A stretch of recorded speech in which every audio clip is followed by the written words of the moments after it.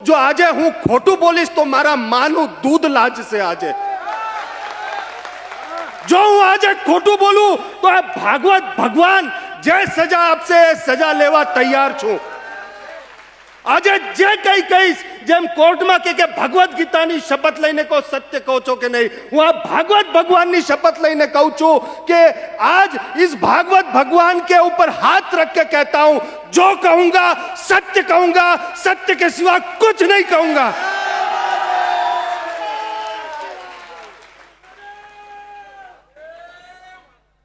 आ भक्तों चरणों में वंदन करूं छुं, आ माताओं बहनों चरणों में वंदन करूं छुं। आज तमारो दीकरो बोली रह्यो छे एम सांभळजो मने।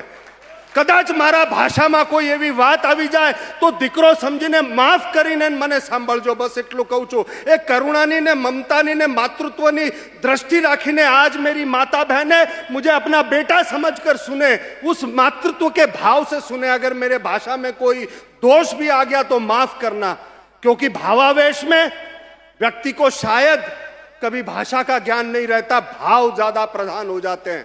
मेरे सभी भाईगण मित्रगण, यहां पर जूनागढ़ के लोग और टीवी पर सुनने वाले सभी साधु संत, इस देश के सभी लोग, मैं आप सबसे भी कहना चाहता हूं कि केवल एक मेरी जगह पर आज जो मैं कहता हूं उस जगह पर अपने आप को रख के देखना, उस भाव से सुनना और फिर निर्णय करना।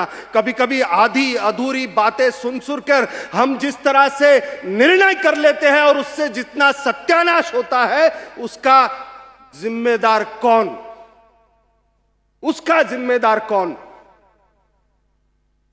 बहुत जरूरी है यह समझना। तो मैं सबसे पहले सबके चरणों में वंदन करता हूं, सुनने वाले, टीवी के माध्यम से सुनने वाले और भारत भर के सभी अखाड़ों के, सभी संप्रदायों के सनातनी संतों के चरणों में वंदन करता हूं। केम के मने आ सीताराम साधुनो विष्णु नारायण पण जोईए, स्वामी नारायण पण जोईए अने नमो नारायण पण जोईए। मारा सनातनना टुकड़ा थाय हूं सहन नहीं करूं, मने बधा भेगा जोईए छे। कदाच अमारामां कई एकाबीजाना वांदा हशे, अमे भांडेडा भेगा थशुं, एकाबीजा जोडे बांधी लेशुं, पण अमे भेगा रहीने अमने बीजुं युद्ध लड़वानुं छे साहेब। आ विधर्मीओथी गिरनारने बचाववो छे साहेब, विधर्मियों से इस गिरनार को बचाना है। हम सबको एकत्रित होकर ही चलना पड़ेगा। सनातन के टुकड़े मैं नहीं सहन कर सकता।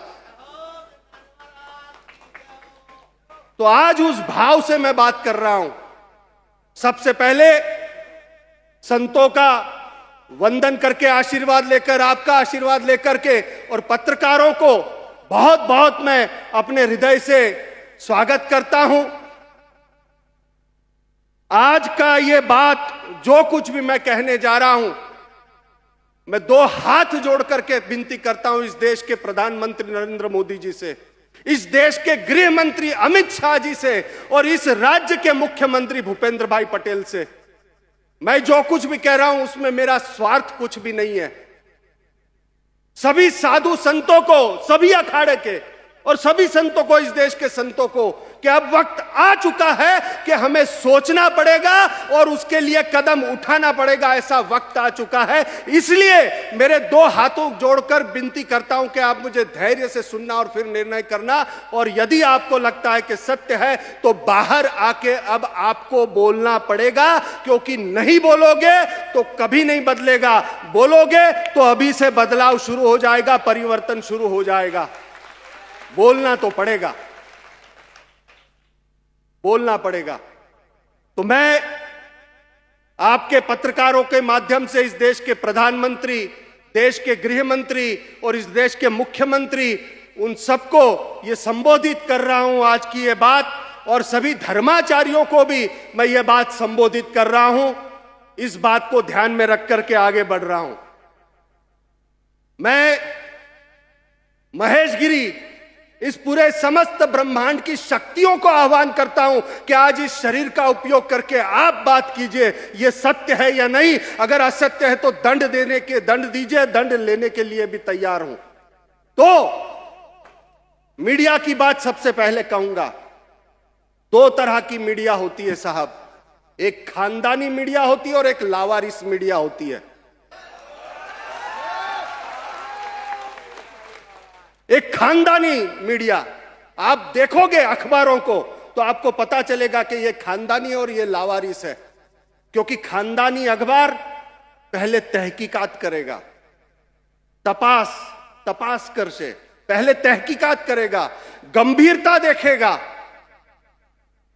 और फिर जो सत्य होगा वो सब कुछ जान करके, देख करके, और उस सत्य को छापेगा, समाज के सामने लाएगा, क्योंकि उसे पता है ये खानदानी अखबार एक बार साख गई तो सब गया।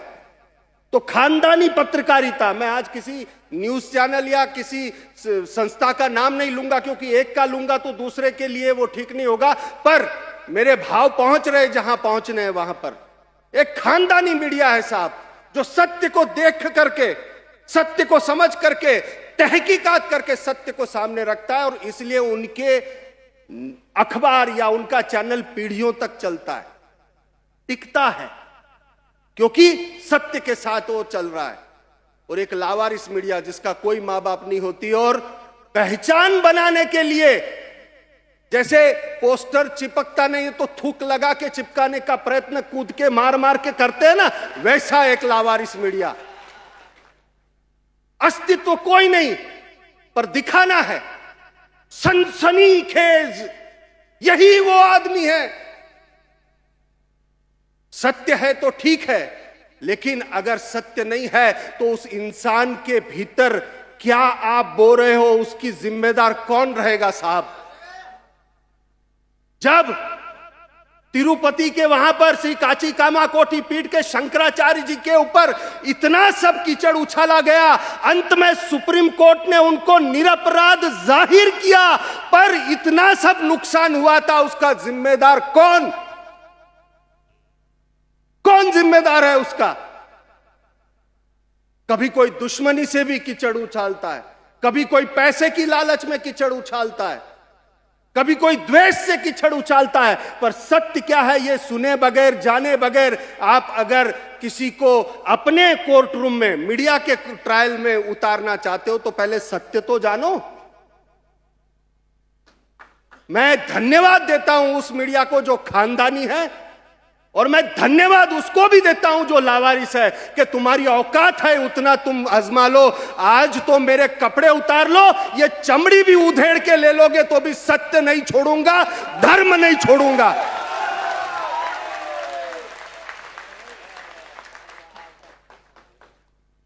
બાપુની આખી સિરીઝ છાપીશું. અરે તું છાપી લે, તારામાં દમ હોય એટલું.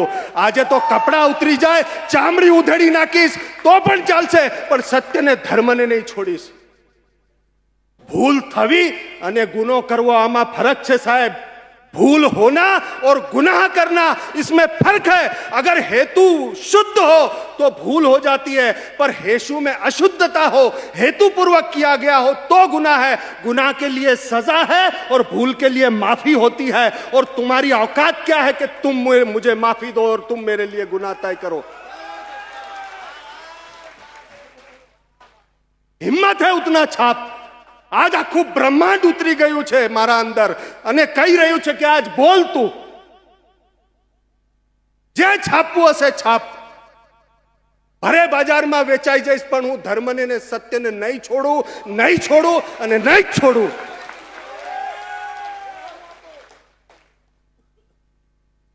आक्षेपों करो. आज तो छेल्ली भी को, आज तो आखिरी डर है ना, वो भी निकल गया साहब. आखिरी डर कि अगर ये बात बाहर आ जाएगी तो क्या होगा, वो भी निकल गया साहब. है क्या तुम्हारे पास? आज आके हॉटलाइन का कटका देखो, देखो दी, ये हॉटलाइन है, ये खबर है, वो है ये. अरे छे शू सत्य डोबा, पेला पेला झांकीने तो जो. मैं अपने जीवन से वो बात करना चाह रहा हूं आज. लगभग सब, मैं ये नहीं कहूंगा सभी साधु, लेकिन लगभग साधुओं की पीड़ा व्यक्त करने जा रहा हूं जो आज तक कभी नहीं हुई अपने जीवन से. क्योंकि मैं किसी के जीवन को उधार लेकर के अपनी बात नहीं रखना चाहता. मैं अपने जीवन से कहना चाहता हूं, और सांत्वना के लिए नहीं, सिंपथी के लिए नहीं, पर जो सत्य है वो मुझे सामने रखना है. इसलिए जो सत्य है वो मुझे सामने रखना है. इसलिए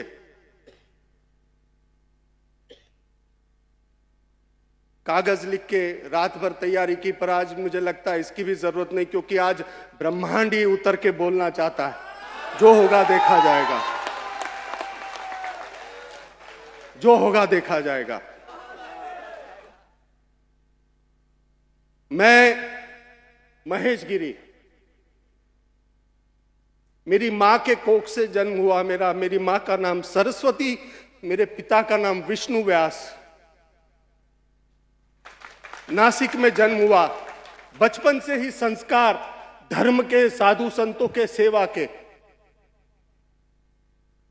और उस सेवा और धर्म को देख करके भीतर इच्छा हुई। एक जीवानंद करके साधु थे, उनके साथ हिमालय की यात्रा पे निकला, और आज भी वो व्यक्ति जीवंत है, मुंबई में बैठा है। हर पूर्णिमा को पूर्णिमा भरने आता है मंदार महेंद्रले। वो है, जीवित है, साक्षी है। हाजी मलंग पहाड़ के पीछे एक बहुत बड़े सिद्ध संत रहते थे, उनके पास वो ले गए और कहा कि हिमालय जा रहे हो? हमने कहा हाँ। तो कहा हिमालय तुम्हारे लिए गिरनार में प्रतीक्षा हो रही है। वो साक्षी है, वो व्यक्ति आज भी, तुम्हारे लिए गिरनार में प्रतीक्षा हो रही है, तुमको गिरनार जाना है। छोटा, बहुत कच्ची उम्र थी साहब मेरी, कच्ची उम्र, 16-17 साल का था मैं। क्या पता होता है उस बालक को? इतना कुछ नहीं पता होता साहब। आपके बच्चे भी कभी कोई गलतियां करते हैं ना, तो कच्ची उम्र है, उसको सिखाने वाला कोई नहीं है साहब, उसे बताने वाला कोई नहीं है कि ये गलत है और ये सही है, क्योंकि मां बाप को ही पता नहीं है तो बच्चे को क्या बताएंगे।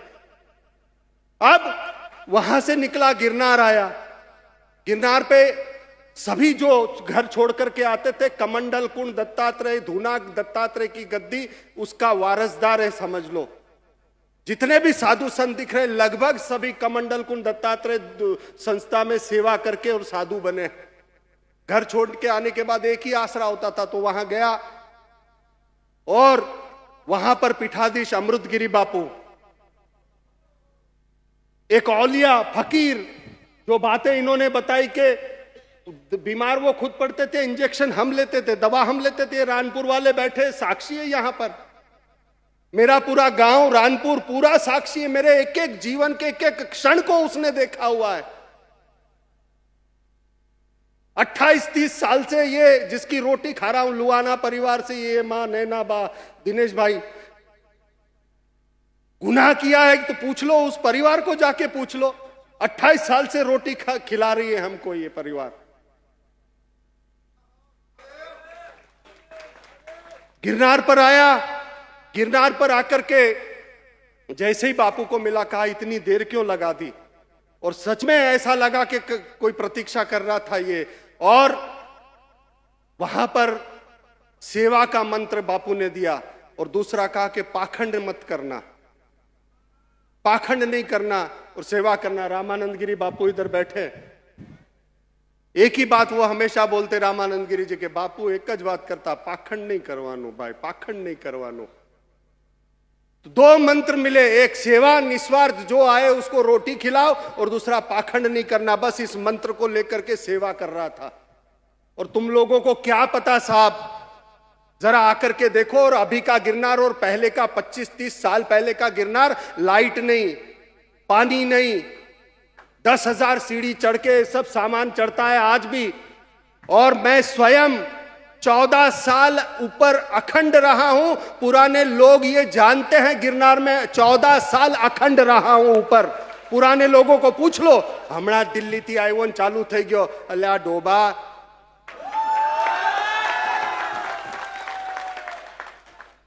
આ કૃષ્ણકાંત ભાઈ બેઠા છે, પૂછો એને, आ जूनागढ़ भूतनाथ मंदिर ना कृष्णकांत भाई, 75-80 वर्ष का उम्र हुआ है इनका। इनको पूछो कि मैं था नहीं था, भूतनाथ में रहा नहीं रहा, भूतनाथ और कमंडल कुंड दत्तात्रेय का क्या संबंध है। वो जगत भाई यहां बैठे ट्रस्टी, उनको पूछ लो, पता नहीं, और ऐसे ही चले हैं, बातें कर रहे हैं। तो वहां पर साहब 14 साल रहा,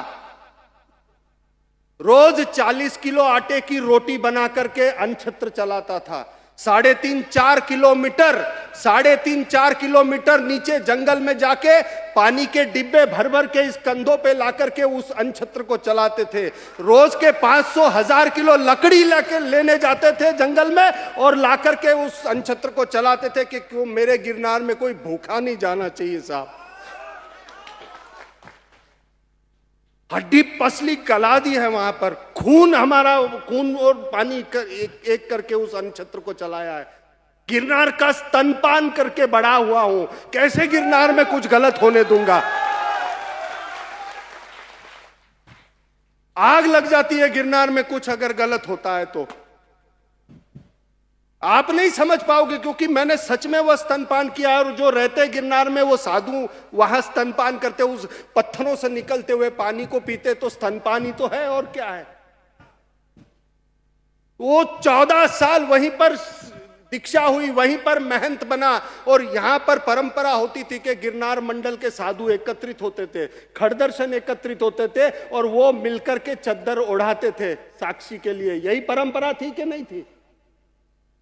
तब इलाहाबाद से कोई नहीं आता था साहब, तब काशी से कोई नहीं आता था, क्योंकि अखाड़े के ब्रांचेस है, अखाड़े के ब्रांचेस पूरे भारत में है। तो हर वक्त तुम इलाहाबाद और काशी से आओगे तो अखाड़े के साधु जो यहां है वो क्या झक मराएंगे? क्या वो अखाड़े के साधु नहीं है? तुम वहां से यहां तक आ रहे हो, इसका मतलब ही है कि दाल में कुछ काला है। यहां भी तो अखाड़े के साधु है। तो वहां पर 14 साल तक रहा साहब। अब एक आप ये भाव देख लो कि 16-17 साल का बच्चा अपना घर छोड़ के आया है, जिसे ये तक नहीं पता कि दुनियादारी होती क्या है, व्यवहार होता क्या है, संबंध होते क्या है, कुछ नहीं पता। और वो लड़का गिरनार में यहां पर साधु बनता है साहब।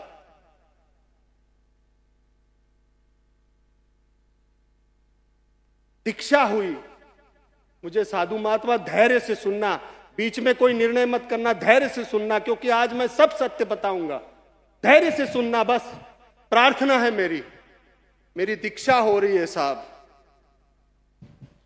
कुछ पता नहीं, केवल इतना पता है मां बाप ने सिखाया गुरु की सेवा कर, गुरु के चरणों में स्वर्ग है, गुरु के चरणों में चारों धाम है। यही सीख लेकर के मैं आया था। अमृतगिरी बापू ने वही दीक्षा मुझे दी, वही दीक्षा लेकर के, और उनका स्वर्गवास हो गया और पंच गुरु बने। चोटी गुरु तनसुखगिरी बापू बने, बाकी बचूगिरी बापू, टाटमगिरी बापू और ऐसे सब बने। अब कहा गया कि गुरु के चरणों में चारों धाम होते हैं। गुरु को कुछ नहीं पता। अमृतगिरी बापू की बात नहीं कर रहा हूं मैं, उन्होंने जो दिया मैं आज कण कण उसके लिए ऋणी है। मेरे गुरु अमृतगिरी बापू के लिए कण कण ऋणी है। पर उसके बाद की घटना है, आपको पता भी नहीं होगा क्या चल रहा है इस पूरे समाज के अंदर, जिसकी वजह से अच्छे और सच्चे साधु संतों के ऊपर धूल उड़ रही है। मेरे वो अच्छे और सच्चे साधु संत है, उनको पीड़ा पहुंच रही है भर्ती मेला की वजह से। गुरु की सेवा पंचगुरु में थे मेरे। गुरु की सेवा में बच्चा था साहब। पैर दबाओ, ये दबाओ, वो दबाओ। यौन शोषण किसको कहते कभी पूछ के देखो। आत्मग्लानि में चला गया मैं, ट्रॉमा में चला गया मैं, और मुझे कहा कि ये प्रसाद है, ये गुरु की वाणी है। क्या पता छोटे बच्चे को होता क्या है ये। इतना डिप्रेशन, इतना अंदर आग जल रही है, हो क्या रहा है। मां बाप ने कुछ सिखाया, अमृतगिरी बापू ने जो सिखाया, हो क्या रहा है यहां पर। किसको बताने जाए, समाज सुनने को तैयार नहीं। मीडिया वाले कैमरा लेके बैठे, देखते हैं कहां पर इसका कुछ हो रहा है, तुरंत कैमरा लेके बैठे होते। उस बच्चे को क्या पता साहब क्या हो रहा है। ये प्रेमगिरी ने एक बच्चे का यौन शोषण किया, वो बच्चा मीडिया में आकर के चिल्ला के बोल रहा है, केस तक दर्ज होने नहीं दिया। क्या ऐसे पापी का सत्यानाश नहीं होना चाहिए। वो बच्चा गुम हो गया है आज। और उसको अंबाजी की गद्दी की चद्दर उड़ा रहे हो। शर्म करो हरिगिरी, पाप के भागीदार। कहां जाता, क्या करता, इधर उधर बात करके कोई सुनने को राजी नहीं, और ऐसे ही आते आगे चलता गया। मैं ये कहता हूं कि भूल हुई होगी, मेरे से भूल हुई होगी। मैं बार बार भागवत के मंच के कह रहा हूं, भूल हुई होगी, पर गुनाह और पाप नहीं किया है। ये मैं अपनी सभानता से कहता हूं कि मैंने कोई आज तक गुनाह नहीं किया और कोई पाप नहीं किया।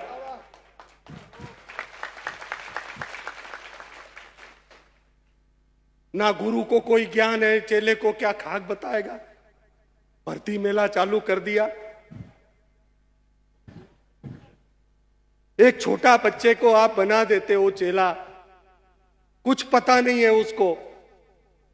उसके अंदर ये आज काम वासना की बातें कर रहे थे महादेव प्रसाद जी व्यासपीठ से, उसके भीतर काम वासना उठ रही है। उसको बोल रहे नहीं दबा, ब्रह्मचर्य ब्रह्मचर्य ब्रह्मचर्य, लंगोट टाइट कर, लंगोट टाइट। अरे क्या खाक लंगोट टाइट करेगा, जो हो रहा है उसको कहां पर लेकर के जाए। वो जो उसके अंदर हो रहा है उसको ऊर्ध्वगामी कैसे बनाए, सिखाएगा कौन। या तो तुम स्वीकार करो कि तुम्हें कुछ नहीं आता, तो ये मुंडना बंद करो, चोटी काटना बंद करो। उसे कौन बताएगा कि इसको ऊर्ध्वगामी कैसे किया जाता है।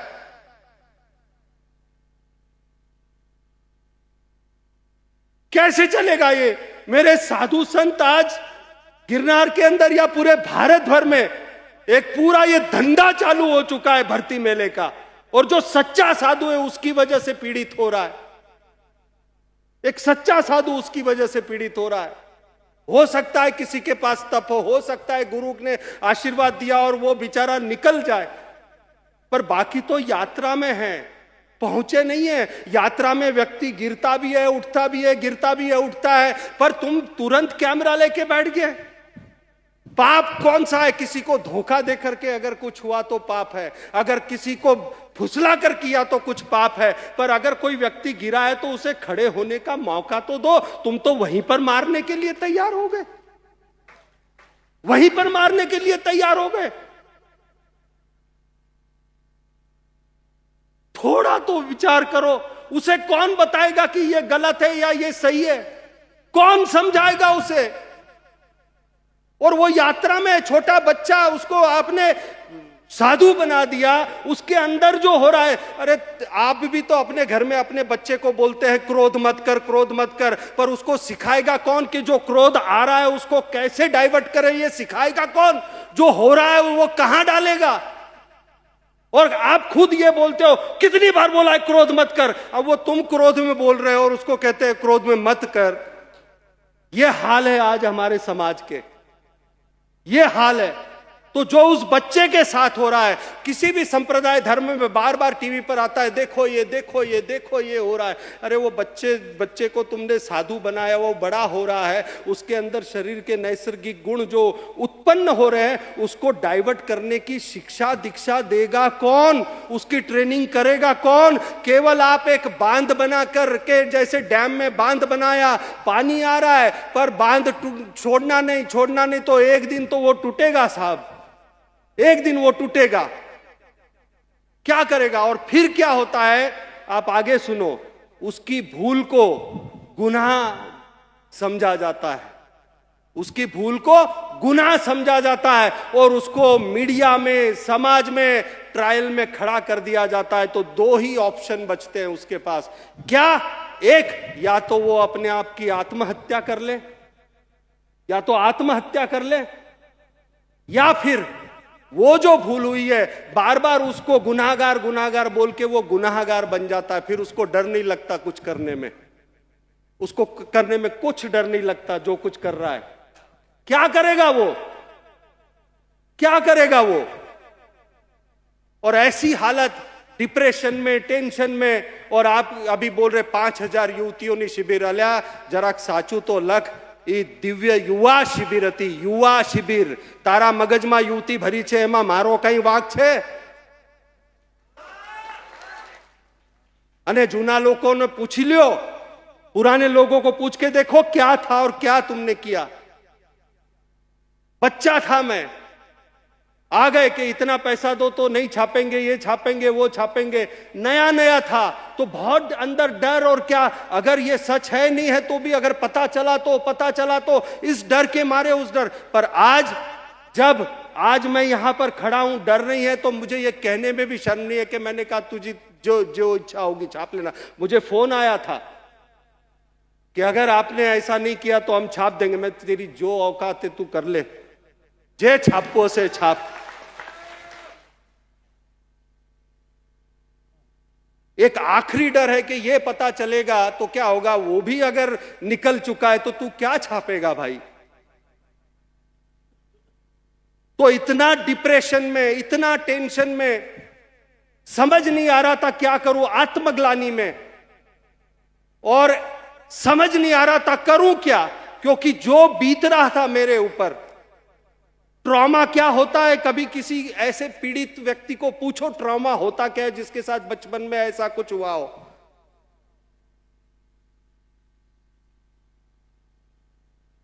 आप उस गंभीरता को समझ के देखो मेरी जगह पर या उन बच्चों के जगह पर अपने आप को रख करके देखो जिसके साथ वो यौन शोषण के हरकतें हुई हो, कि उसके मानस पटल पे क्या बीत रही होती है। तो ही ऑप्शन होता है, या तो आत्महत्या कर ले या उस गुनाह को आगे, वो उसके पास कोई ऑप्शन नहीं होता। और ऐसे वक्त में मैं बार बार उनके चरणों में वंदन करता हूं।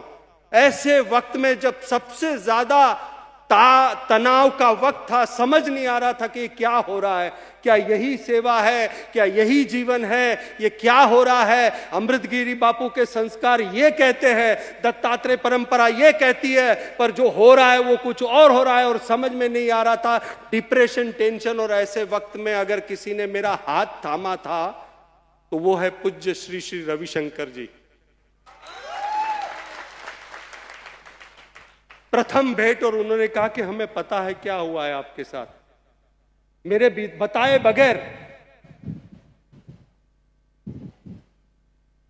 और उन्होंने प्रेम से गले लगाया और कहा कि ये तो सामान्य बातें हैं इस संसार में, तुम्हें किसने कहा कि ये गुनाह है, ये है वो। प्रेम से लगाया, साधना, सेवा, सत्संग और ये सब जीवन में डाल डालकर उस आत्मग्लानि से बाहर निकाला। मैं आज भी उनका ऋणी हूं, चाहे उनके लिए जो भी व्यक्ति कोई भी सोचता, कुछ भी सोचता हो, पर श्री श्री रविशंकर जी थे जिन्होंने मेरा हाथ थामा था उस वक्त। मैं पीठ पर था, तब पीठ पर था, छोड़ा नहीं था। आज मैं सब जवाब दूंगा कि ये हुआ था और भाग गए, वो हुआ था भाग गए, मैं सब सच बताऊंगा। और फिर एक पुनः नव ऊर्जा का जीवन उनके पास से लेकर के पीठ पर रह करके सेवा करने लगा। और जो शिविर थी वो 2003 में हुई थी। और फिर यहां गिरनार में महादेवगिरी बापू और गिरनार में रहने वाले सब संत जानते हैं कि यहां पर फॉरेस्ट डिपार्टमेंट का और गिरनार के संतों के बीच बहुत संघर्ष होता है। हमें आज तक नहीं समझ में आया, इतना सा मंदिर किसी और संप्रदाय का वो इतना बड़ा बन गया, पर एक साधु की झोपड़ी का एक पत्थर नहीं हिल सकता और वो मंदिर इतने बड़े हो गए। तो कहीं तो कुछ व्यवस्था में गड़बड़ है नीचे के स्तर पर। तो उसके लिए संघर्ष कर रहे थे। और पानी का टैंक बनाने के लिए, अनछत्र का बिल्डिंग बनाने के लिए थोड़ा सा प्रयत्न किया हमने, तो हमारे सेवकों को मारा गया, डंडों से मारा गया साहब। तो अंदर इतनी पीड़ा हुई। मैं डीएफओ साहब को मिला, मैंने कहा साहब ये तो बेचारे सेवा करने आए, इनको डंडे मार रहे, मुझे मार लो। उन्होंने कहा देखो महेश गिरी जी, यहां से कुछ तय नहीं होता, जो कुछ तय होता है वो दिल्ली से तय होता है। तो गिरनार का एक साधु जिसने पत्थर के सिवा कुछ नहीं देखा, 10वीं पास, क्योंकि 10वीं करके ही गिरनार आया था, और कहा कि दिल्ली जाकर के मैं न्याय मांगूंगा। और मेरा चेला स्वामी, उसको लेकर के मैं गया, आता बैठे, स्वामी को जानते आता, उसको लेकर के दिल्ली गया। और 2005 की बात है, कागज लेकर के गया कि आप थोड़ा सा जमीन हमको दे दो। मेरे कागजों को देख करके उन्होंने ऐसे डाल दिया, ऐसे क्या खैरात में जमीन मिलती है, और वहां पर टूट गया। गिरनार आया, दत्तात्रेय भगवान के चरणों में बहुत रोया कि ये कैसे चलेगा अगर धर्म का ही रक्षण ना हो, धर्म का संरक्षण ना हो और देश के अंदर इतनी तकलीफ हो तो इस व्यवस्था के अंदर भी बदलाव आना चाहिए। और तय किया कि महाराज आपके आदेश से अब दिल्ली जाकर के इस व्यवस्था को बदलने का प्रयत्न करूंगा। और वहां संकल्प किया 2007 में सभी समाज के सामने स्वामी को चद्दर ओढ़ा करके, और फिर उसके बाद गया और वहां पर मैंने ये कहा कि राजनीति के छींटे इस वस्त्र पर नहीं उड़ने चाहिए, क्योंकि उसमें साम दाम दंड भेद सब होता है। तो अखाड़े से बकायदा बात की थी महाराज, अखाड़े से बात किया था, साधु संतों से बात किया था। और वहां पर अब ये मीडिया वाले देखो इसको पैंट शर्ट में, देखो कुर्ता, अल्या कई चांदनी चौक તમે જે છે કે અહીંયા કાળવા ચોક છે, આજો અમે કાળવા ચોક શોધી લીધો, આજો કાળવા ચોક શોધી લીધો। અલ્યા ડોબા કાળવા ચોક પહેલેથી જ ત્યાં હતો, તું નવો છે, તું નવો છે। पैंट शर्ट में देखा, पजामे में देखा, गूगल में डाल दो सब मिलेगा, कोई नया नहीं है। अखाड़े और साधु संतों के साथ बात करके गया और राजनीति के छींटे नहीं उड़ने चाहिए इस वस्त्र के ऊपर जिस दीक्षा में मिले, और उनके साथ बातचीत करके गया था और वहां पर उस व्यवस्था में रहा था, क्योंकि एक ही लक्ष्य था, गिरनार को विधर्मियों से बचाना है और इस देश की व्यवस्था में धर्म की पृष्ठभूमि पर यह व्यवस्था हो जो धर्म का संरक्षण करे, उस हर देशवासी का जो धर्म के साथ जुड़ा है उसका संरक्षण करे। एक ही भाव और कोई स्वार्थ नहीं था। और यह संकल्प किया, उनकी चादर विधि करा के और गया। तो मेरा तो कोई राजनीतिक पीछे परिवार नहीं था, एक संकल्प था, महाराज का आदेश मिला और वहां मैंने चुनाव लड़ा, संसद में चुनाव लड़के सांसद बना, वहां पर कई पदों पर रहा मैं पार्टी में और उसमें, और सब कुछ ठीक चल रहा था। तो पहले आपने कहा कि ये छोड़ के भाग गया था, उसका जवाब दिया कि 2003 में जो बनाव आपने छाप रहे हो, मैं तो 2007 में चादर विधि करके गया था महाराज, 3 साल तक यही था, तब तुम कहां थे मेरे बबलू?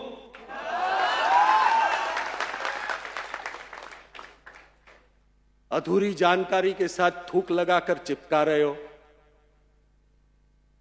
2007 में गया था, उसके बाद वहां रहा, क्या क्या किया वो गूगल पे आपको मिलेगा, उसमें मुझे नहीं जाना है, पर एक ही ध्येय था, धर्म को नहीं छोड़ूंगा और धर्म की पृष्ठभूमि से जो होगा वो करूंगा। और करते करते करते यहां पर स्वामी को इसलिए बनाया था महाराज, क्योंकि उसमें कितने ही अवगुण थे, पर एक गुण था कि वो गिरनार कभी बेच नहीं सकता साहब, चाहे जो कुछ भी करना पड़े। और उसके लिए साक्षी आप है सब, कि लड़ा है वो, उस गिरनार के लिए लड़ा है। और कोरोना में अचानक उसका देहांत हो गया, कोरोना में अचानक उसका देहांत हो गया। और यहां पर 80 साल के मेरे गुरु भाई के शिष्य वसंत गिरी, 80 साल की उम्र, तो हमारे परंपरा में मैं सुक्खड़ हूं साहब, मैं सुक्खड़ साधु हूं, दशनाम सन्यासी का। तो मुझे तो सभी अखाड़े लगते हैं, सभी सन्यासियों का ब्राह्मण हूं मैं सुक्खड़ हूं। और उसकी जगह खाने के लिए तुम हरिगिरी प्रेमगिरी मिलके आ रहे हो, एक ब्राह्मण की जगह, तो तुम्हारे जैसा सत्यानाश देखो कैसे विनाश काले विपरीत बुद्धि। और सुक्खड़ साधु, तो मेरी सुक्खड़ परंपरा में मेरे अलावा कोई और बचा नहीं था, हमारी परंपरा, हमारे मठ में। तो बहुत बड़ा धर्म संकट आ गया था कि वो दिल्ली रहे या गद्दी को संभाले। संतों के फोन आए थे, इसकी पूछो महादेवगिरी के गुरु जी को, कितने फोन किए कि अगर आके गद्दी नहीं संभाली तो दिक्कत हो जाएगी। तो धर्म संकट था, ये संभाले वो संभाले, लेकिन हजारों साल की परंपरा को पहले रख करके फिर से यहां आया। और आपको बता दूं, यही गिरनार मंडल आया, और ये जो आज हरिगिरी प्रेमगिरी कहते कि तुम ये हो गए थे, या आचार्य कह रहे थे कि छोड़ के चले गए थे, ये है, तो आपको बता दूं गिरनार मंडल भी साक्षी है। फिर से चादर विधि रानपुर में मेरी हुई, और चादर विधि होने के बाद 1-1 लाख रुपए की दक्षिणा हरिगिरी प्रेमगिरी लिया और उन्होंने चादर ओढ़ाई थी, उन्होंने खुद चादर ओढ़ाई थी। उसके वीडियो और फोटो भी मैं सामने रखूंगा। तुम बच नहीं सकते हरिगिरी और प्रेमगिरी। जो पाप किया है वो पाप चिल्ला चिल्ला के तुमको यहां लेकर के आएंगे। बाकी सब जगह पाप किया, माफ गिरनार में पाप किया ना, तुमको छोड़ेगा नहीं है गिरनारी, इतना याद रखो तुम।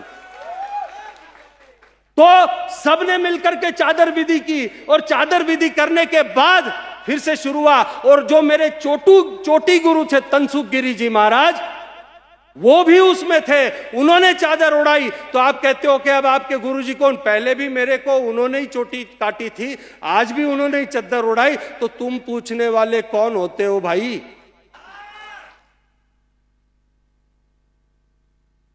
चादर उड़ाई और फिर से गद्दी संभाली, और एक ही मंत्र, रोटलो ने ओटलो, रोटी खिलाओ, धर्म का प्रचार करो, धर्म का रक्षण करो, और इसी बात को लेकर के आगे चलता रहा। और फिर यहां पर ये सब कांड देख करके अंदर पीड़ा हुई, और हद तो तब हो गई साहब कि भवनाथ मंदिर में जो परंपराएं थी वो टूटी, गिरनार में परिक्रमा की परंपराएं थी वो टूटी। परिक्रमा देव उठनी एकादशी को शुरू होती है, और नारियल कहां से फूटता है, कब फूटता है, यात्रा कब शुरू की जाती है। अब अगर मैं ये कहूं कि दिवाली कार्तिकी अमावस्या जो होती है उस वक्त अगर दिवाली होती है, तो अगर कुछ लोगों की इच्छा हो जाए कि नहीं दिवाली तब नहीं मनाना चाहिए, नवरात्रि में मनानी चाहिए, तो होना चाहिए या नहीं होना चाहिए? तो परिक्रमा जिस वक्त शुरू होती उसी वक्त शुरू होनी चाहिए। उसका विरोध करना क्या विवाद है? अगर गलत हो रहा है तो उसका विरोध करना पड़ेगा। तनसुख गिरी महाराज जी और गणपत गिरी जी महाराज जी, अंबाजी के दो पीर, छोटे पीर यहां पर बैठे हैं, ये बैठे, और बड़े पीर का देहांत हो गया, इलाहाबाद और काशी से दौड़ के आए। अरे यहां उनके साथ रहने वाले जो लोग हैं उनके साथ मिलकर के, स्थानिक संतों के साथ मिलके, अखाड़े के जो स्थानिक संत है वो कोई बाहर के तो नहीं है, अखाड़े के स्थानिक संत है, उन सब मिलकर के तय करेंगे। तुम वहां से दौड़ के आ रहे हो और प्रेमगिरी की चद्दर करवा रहे हो। और मीडिया के कुछ लोग महेश गिरी को गद्दी चाहिए। मैं पहले दिन से कह रहा हूं और आज भी कहता हूं, पहले दिन से कह रहा हूं और आज भी कहता हूं, मीडिया के सामने कहता हूं, ना पहले दिन मैंने तय किया था कि मुझे भवनाथ की गद्दी चाहिए या अंबाजी की गद्दी चाहिए, ना अभी तक मैंने तय किया है कि मैं भवनाथ की गद्दी लूंगा या अंबाजी की गद्दी लूंगा। मैंने कभी नहीं कहा कि मैं गद्दी पर बैठना चाहता हूं।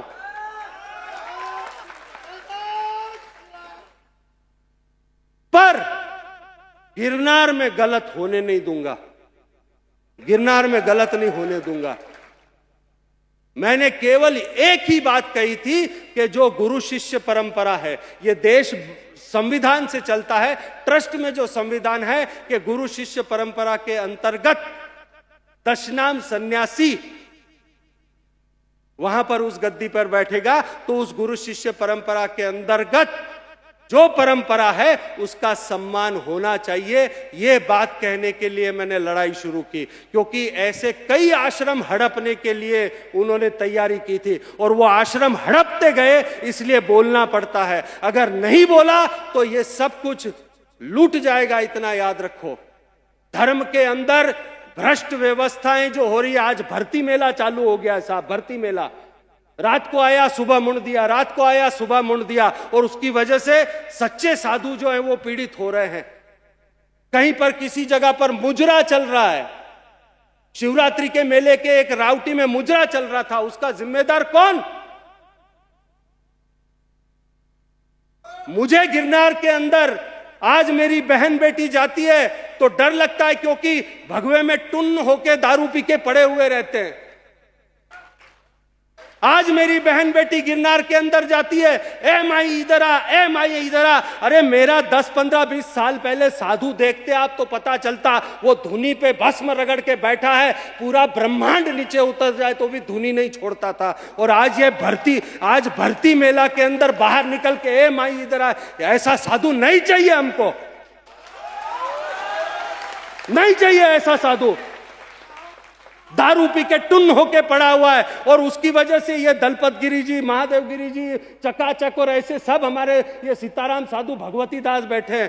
पूरा जीवन उन्होंने खून पानी एक करके वहां पर अन्न छत्र चला करके जीवन निकाल दिया। ऐसे साधु की कद्र नहीं होती। इन धूर्तों को, इन इन ऐसे लुटेरों को देख करके इन सच्चे साधुओं की कद्र नहीं होती, क्योंकि गिरनार में जाके दर्शन नहीं प्रदर्शन दिखता है। करोगे क्या? यह बदलना होगा, और मुझे पता है यह आसान नहीं है। परिवर्तन कभी आसान नहीं होता, जहर भी पीना पड़ेगा, छींटे भी उड़ेंगे, लेकिन आज मैं तैयार हूं। जो होगा होगा, पर बदल के रहूंगा, बदल के रहूंगा, चाहे जो कुछ भी हो जाए। और मैं भारत के सभी साधु संत मुझे फोन कर रहे हैं कि हमारे यहां पर हरिगिरी ने ये हड़प लिया, हमारे यहां पर ये हड़प लिया, इन्होंने ऐसा किया, इन्होंने गुरु ये चेली का बलात्कार किया, उसने वो किया। मैं कहता हूं, मैं अकेला आवाज यहां से उठा रहा हूं, कम से कम अब तो बाहर आके आप भी तो बोलना शुरू करो। इन दुष्टों को गोली नहीं, अब डंडे मारो। एक हरिगिरी गैंग अखाड़े पे जो कब्जा कर चुकी है, अखाड़ा उसका नहीं है। हरिगिरी का मतलब अखाड़ा नहीं होता, हरिगिरी अखाड़े में है, अखाड़ा हरिगिरी नहीं है। केवल एक गैंग ने कब्जा कर रखा है उस अखाड़े के ऊपर। अखाड़ा हमारे लिए पहले भी भगवान था और आज भी भगवान है, पर केवल एक दो लोगों के लिए अखाड़े की साख आज दांव पे लग गई है, और वो तथाकथित गैंग आज बाहर निकल के चिल्ला चिल्ला के बातें करती है। क्या जूनागढ़ में साधु नहीं है? इलाहाबाद से और काशी से दौड़कर आकर के कब्जा जमाने का काम कर रहे हो तुम। जिसने अपने गुरु का संडास बाथरूम साफ किया 10-15 साल तक, क्या उसका वो नहीं बैठेगा? जिंदगी अपनी दांव पर लगा दी, घर छोड़कर आ गया। तो मैंने पहले भी कहा कि मुझे नहीं चाहिए, मैं भवनाथ की गद्दी पे नहीं बैठना चाहता, मैं अंबाजी की गद्दी पे नहीं बैठना चाहता, और मैंने कभी दावा नहीं किया। पर मैं सिर्फ इतना कह रहा हूं, जिसका हक है उसको दिलाकर रहूंगा, रहूंगा, रहूंगा।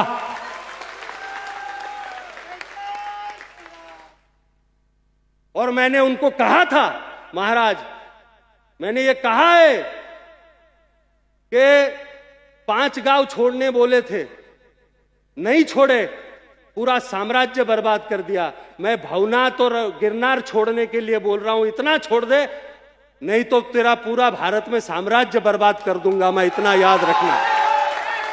ये यहां नहीं रुकने वाला, ये यहां नहीं रुकने वाला। जूनागढ़ तो शुरुआत है साहब, पूरे भारत में भ्रमण करके हम इस ज्योत को जगाएंगे, और एक सनातन विशुद्ध धर्म जो उसको स्थापित करेंगे। धर्म कभी नहीं बदलता, व्यवस्था भ्रष्ट होती है। जैसे इन्होंने कहा कि वातावरण भ्रष्ट होता है, धर्म कभी नहीं भ्रष्ट होता।